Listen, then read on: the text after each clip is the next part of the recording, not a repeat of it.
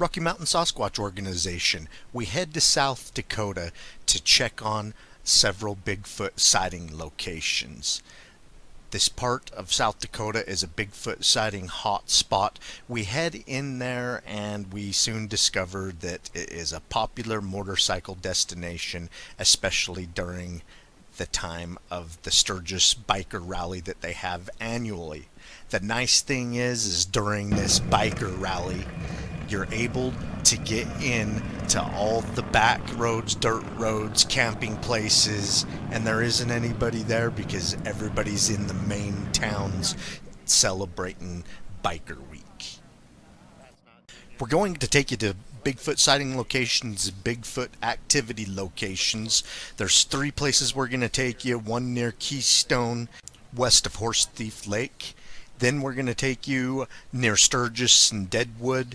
And then the final place that we're going to check up on is near Rapid City, South Dakota. Here's this Horsethief Bigfoot sighting.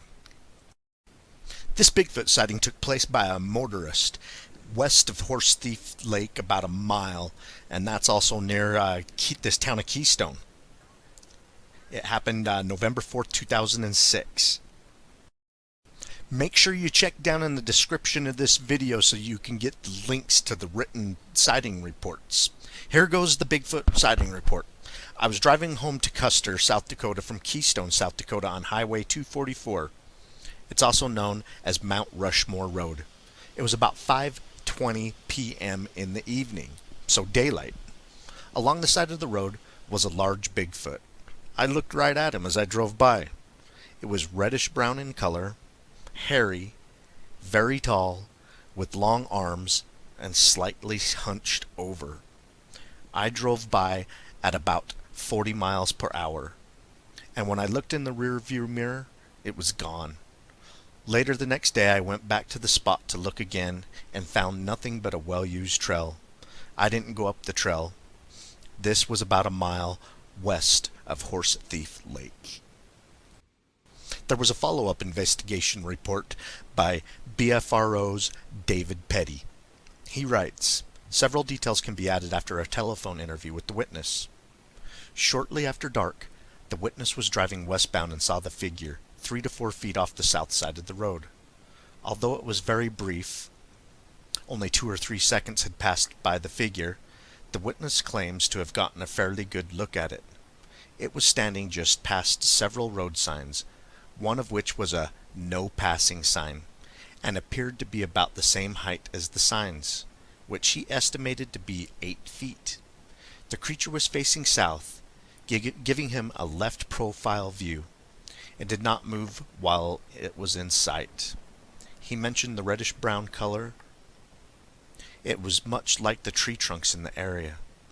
The head was only visible as a hump, as the figure appeared to be slouched over and slightly forward. The arm reached to his knee. He noticed hair that was several inches long on the thigh. He described the figure as not fat, but lean. The immediate area is the highest in the Black Hills and in South Dakota at 6,000 to 7,000 feet in elevation, and on the north slope of Harney Peak, the highest point in South Dakota, and the Black Elk Wilderness area. The witness mentioned that the sighting location is also a very common game crossing area, and the entire region seems to be currently overpopulated with deer and elk. Now we're going to forward by about 2 years. Summer 2008, June 22nd.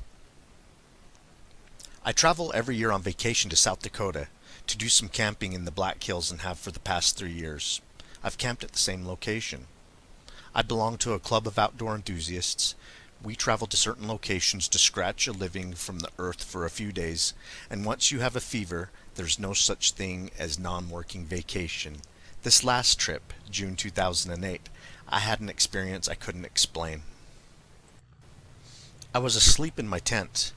I was the only person left in camp. Everyone else had packed up and left.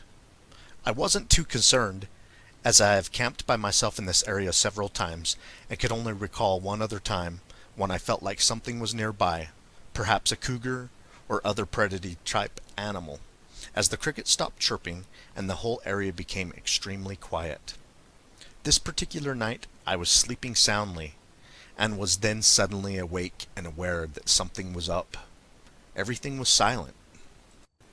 I didn't know what had woken me up at first, but I reached over and checked my watch, seeing that it was about 3:11 a.m. I thought to myself, I need to go back to sleep. Then I heard it.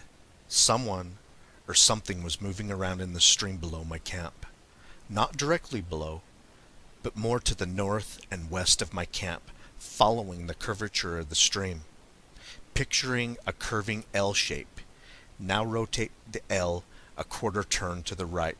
Apply that to the moving stream water. My camp sits above the water, about 20 to 30 feet on the inside L. I heard splashing in the stream, and then smack, smack. There was a pause of a few seconds, then smack, smack, smack. It was two rocks being hit together in a pattern. Okay, creepy, and not what I was expecting. I reach over and put a shell in the chamber of my weapon, and check the safety. I'll give it a few minutes, and if nothing else happens, I'll go back to sleep. Nothing else did happen, except when the sun come up, I packed up and left.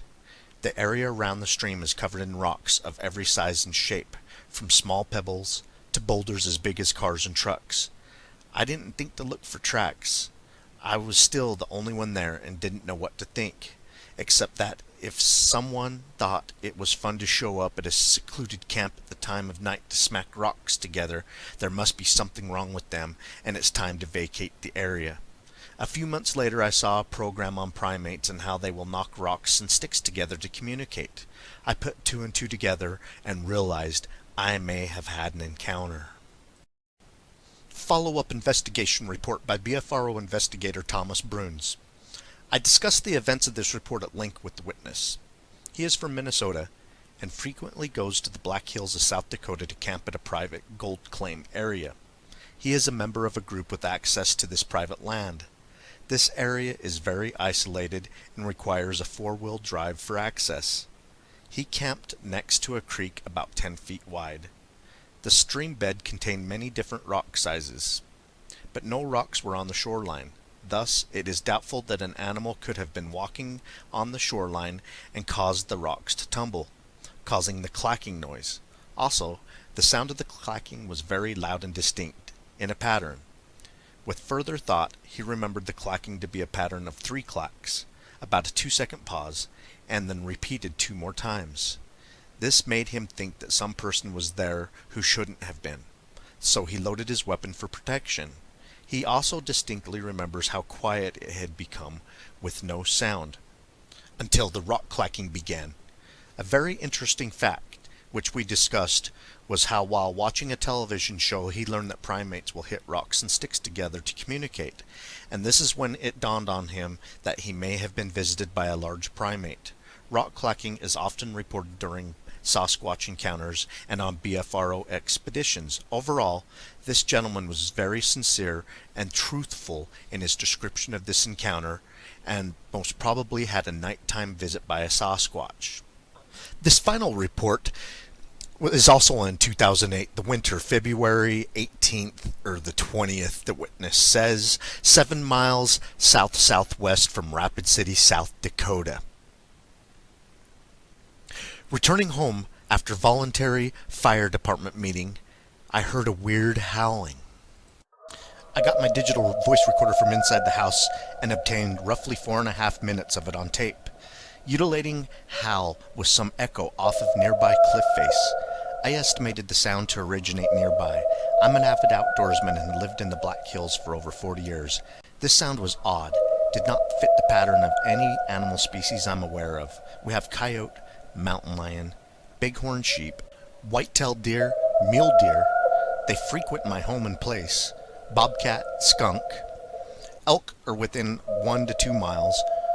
There's a wildlife park where they have black bear, grizzly bear, wolves.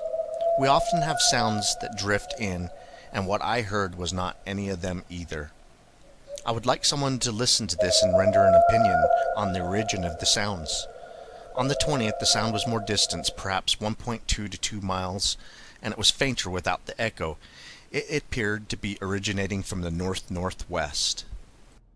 The dogs did not seem to like to hear this. I have a digital recording of these two incidents available on contact, as well as a written summary of the maps. My wife and I heard the same thing back in late October, early November of 2007, coming from the south-southwest of our home. My son and brothers and I heard a similar sound 9 to 10 years ago near Hill City while fishing around 5:30 p.m. We were 9 to 12 miles as the crow flies from a Class A sighting near Mount Rushmore, a few more from the Bluebell Lodge sighting. There was a follow-up investigation by David Petty from the BFRO.